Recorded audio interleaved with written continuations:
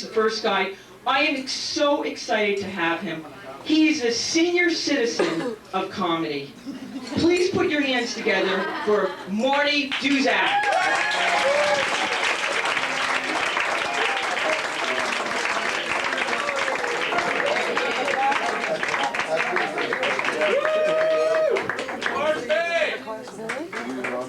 Well, you've been deceived already. You were told that you come to Miceli's and you'll see a bunch of young, upcoming comedians. And the first guy that walks out looked like he escaped from the geriatric ward. Well, I want you to know I am a young and up-and-coming comedian, and I've been a young up-and-coming stand-up comic for the past 40 years. And you guys are lucky tonight. You know, it's hard being a stand-up comic. I mean, you got to write your own material, you got to perform it, and most importantly, it has to be current. And you guys are really lucky. I just changed my act. The Eisenhower material wasn't working. But as you get older, you know, you have different things go on in your life. For example, I still have to deal with a mother-in-law. Now that's a problem. I come home the other day, the phone is going, I pick it up, hello, Marty, it's Mom! Like after 35 years, I don't recognize that voice. I had a really scary thought the other day. You know, people are living longer, really longer.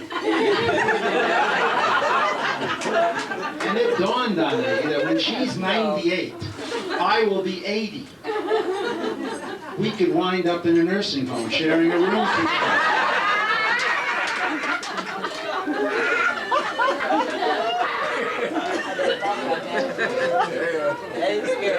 Things do change also sexually as you get older. When I was younger, I was known as Marty the Minute Man. I didn't get many second dates. Now I'm Marty the 20-minute Man.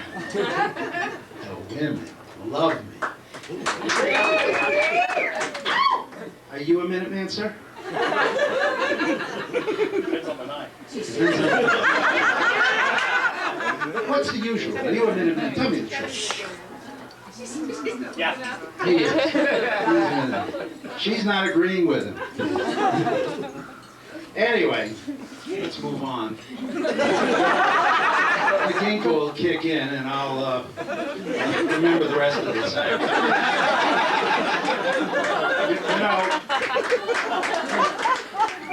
for us senior citizens, they have a lot of good things now. When your memory goes, you take ginkgo. When something else goes, you take Viagra. I tried it once. It takes about 2 hours to work after you take the pill. So about 2 hours and 20 minutes later, I said to my wife, wasn't that great? Wasn't that fantastic? Didn't that feel good? She says, I don't know what you're talking about. I've been sitting here playing computer bridge. I don't know what you just did that felt so good. Right here. So I've devised a Viagra cocktail. 2 shots of ginkgo, 3 shots of Viagra, and you'll always know what you've done. You go through other kinds of changes when you get older. You go through mail changes. When I was young, I'd go to my mailbox and, oh, look, isn't this great? 25% off Singles Weekend Club Med clothing optional. Join Club Med now. Now I go to my mailbox and it's, join Club Medication, 40% off. I get all kinds of stuff. The other day, I got a little packet in the mail, you know, one of those advertising packets with all kinds of things inside. It had a smiling senior citizen couple on the label. I don't know what they had to smile about. I opened the damn thing, and it's ads for Depends. It's ads for a thing that helps you get on and off the toilet. And they also had an ad, it was addressed to me. They had an ad for breast implants. Now, what kind of marketing people these guys have? I mean, why would they send me something for breast implants? I mean, I'm already hanging a C cup here.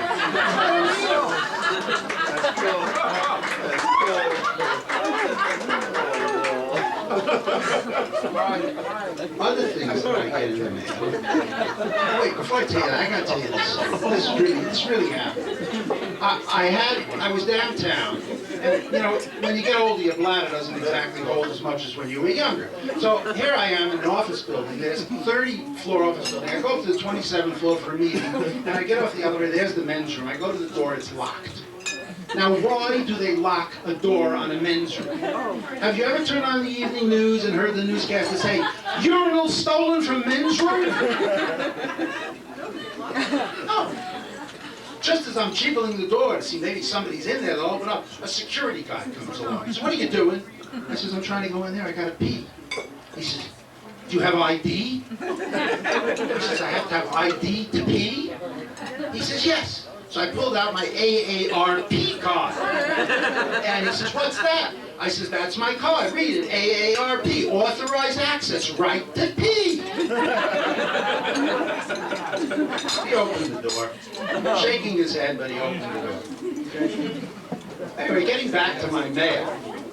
You know, I open my mail, and now I get this thing from what's the name? Preparation H. You know, when I was younger, people, girls like this, used to come up to me and they say, "Marty, oh, you got such a cute ass." Now the only people fixated on my ass work for Preparation H. I also get mail from mortuaries. I went from Club Med to Club Dead in 40 short years. And, of course, I get mail from the Jewish mortuaries. You know? And here in town, Jews don't get buried in cemeteries, I want you to know. We have Hillside Memorial Park, and Eden Memorial Park, and Sinai Memorial Park. It's like us Jews, we don't die, they just send us off to the park for a permanent picnic. And I also, you know, one thing, Jews bury their dead in 24 hours. You could faint right here, and tomorrow morning you're in the park. By the time you let out a moan, it's too late.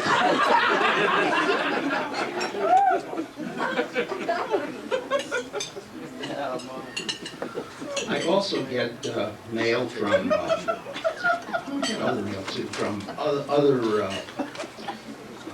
cemeteries. I got one the other day that was very, very interesting. It was from the Neptune Society. Now, for those of you who don't know what the Neptune Society is, they, you know, what do you call it? Cremate. Cremate, that's right, they cremate you. So, I called up, out of curiosity, I called the guy up and I said, "Listen here, how does this work, this pre-need program?" So he says, "Well, you make all your arrangements now so that you're, you know, when the time comes, you don't burden your children." So I said, "Why not burden my children? They've been a burden to me for 30 years. And then he says, "Where would you like your remains placed?" So I said, "Right outside of Nordstrom's in Topanga Canyon." He says, "Why that?" I says, "Because that's the only place in the entire city of LA I'll get daily visits from my wife and daughter." And, you know, as I told you, Jews bury their dead in 24 hours. It's really not safe to die Jewish. So I'm going to convert. I'm going to become an Irish Catholic. Because they do it right. First, they lay you out really nice. They then take you to your living room. They put you in the corner, and they have what's known as a wake. They invite all your friends, all your relatives. They have whiskey and women and song and Irish food. This goes on for a week. At the end of a week, somebody sobers up and remembers why they're there. They go up to the box. Somebody goes up and goes to the box and says, "Well now, Flatterty, look at you laying there. You haven't moved a muscle with all these women and all these, all this food and all this Irish music. I guess since you haven't moved a muscle, it's time we buried you because you didn't wake.